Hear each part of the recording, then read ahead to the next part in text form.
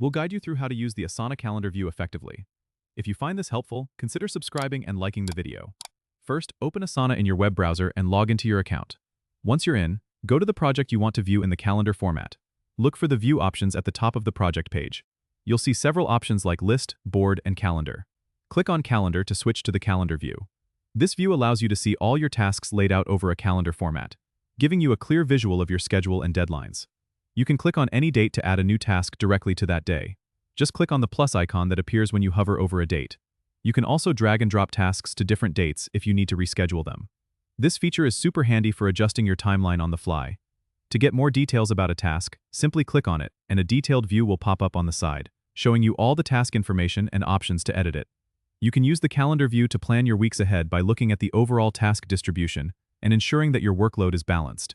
If you have multiple projects, you can use the My Tasks section in the sidebar to see a calendar view of all your tasks across different projects.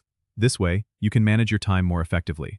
Remember, the calendar view is a powerful tool for visualizing your work timeline and helps you stay organized and on top of your tasks. Don't forget to subscribe and comment if this helped you out.